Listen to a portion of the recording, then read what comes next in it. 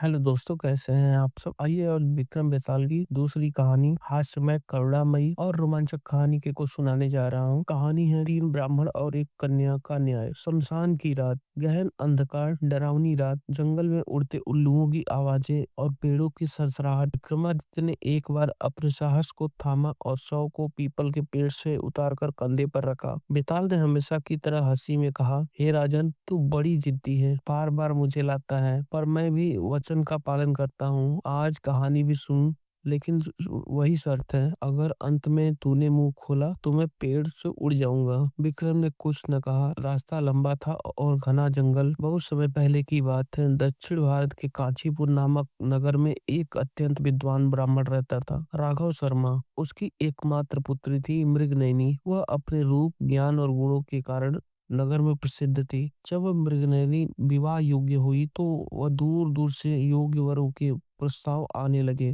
राघव शर्मा ने घोषणा की, जो तीनों गुण, धर्म, साहस और ज्ञान से युक्त होगा, वही मेरी पुत्री का पति बनेगा। कुछ ही समय में तीन युवक आए। नाम था श्रीधर, चंद्रकेतु और माधव। श्रीधर वेद पुराणों का ज्ञाता था और यज्ञ और अनुष्ठानों में पारंगत था। चंद्रकेतु महान योद्धा, तलवार, धनुष और अस्त्रों में माहिर था। माधव तांत्रिक और रहस्यमय साधक, मंत्रों का स्वामी था। तीनों ही मृगनयनी से विवाह करना चाहते थे। तीनों ही अपने अपने गुणों में श्रेष्ठ थे। राघव शर्मा ने निर्णय टाल दिया और तीनों को कुछ समय तक आश्रय दे दिया। अचानक एक घटना। एक दिन नगर में भय का वातावरण छा गया। रात्रि के तीसरे पहर एक राक्षस आया और मृगनयनी उसके कच्छ से उठा ले गया। घर वाले जागे, लेकिन तब तक बहुत देर हो चुकी थी। तीनों युवक स्तब्ध रह गए। राघव शर्मा विलाप करने लगे। श्रीधर वेद शास्त्र का ज्ञाता था। श्रीधर यह मानकर कि यह देवी का कोप है, वन में चला गया और शिव आराधना में लीन हो गया। चंद्रकेतु योद्धा चंद्रकेतु ने प्रतिज्ञा की कि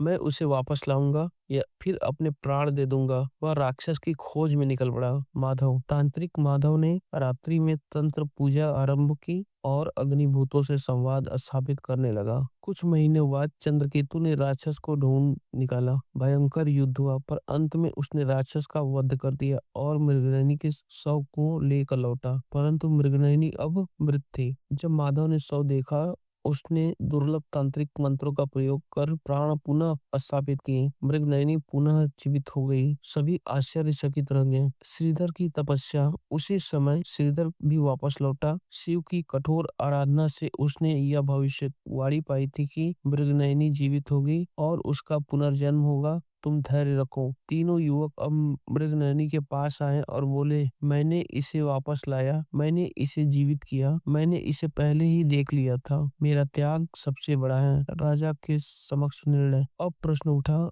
मृगनयनी का वास्तविक पति कौन? तीनों युवक नगर राज के समक्ष पहुंचे। राजा सोच में पड़ गया। मृगनयनी मौन थी, परंतु अब सबकी नजरें न्याय पर थी। बेताल का प्रश्न था, राजन, तीनों में से कौन उस स्त्री का वास्तविक पति कहलाने योग्य है? योद्धा जिसने शव वापस लाया, तांत्रिक जिसने उसे जीवित किया, तपस्वी जिसने शिव की कृपा से उसे फिर से देखने का वर पाया। उत्तर दो, पर ध्यान रहे, यदि गलत उत्तर हुआ तो तुम्हारा सिर फट जाएगा। विक्रम ने लंबी सांस ली और कहा, तीनों ने महान कार्य किए, परंतु यदि गहराई से देखा जाए तो योद्धा केवल मृत शरीर ला सका। वह वाहक मात्र था। तांत्रिक ने एक विधि से जीवन दिया, पर वह केवल एक उपाय था। पर तपस्वी जिसने संसार त्याग कर देवी की आराधना की, जिसका त्याग सर्वोपरि था, वही सच्चा पात्र है, क्योंकि इसने केवल भक्ति की और न कोई लाभ चाहा, न ही लौटने की अपेक्षा। वही प्रेम और कर्तव्य में सच्चा है। बेताल उड़ गया।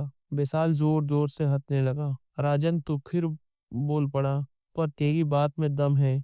उत्तर सटीक था। मैं फिर से उड़ता हूँ, उसी पीपल के पेड़ पर, और वह हवा में विलीन हो गया। इच्छा। इस कहानी से यह शिक्षा मिलती है कि त्याग और निस्वार्थ सेवा सबसे महान होता है। बाहरी कार्य से अधिक भीतर की भावना महत्वपूर्ण होती है। सच्चा प्रेम कभी प्रतिफल की अपेक्षा नहीं करता। आगे वाली वीडियो को देखने के लिए वीडियो को लाइक और चैनल को सब्सक्राइब करें।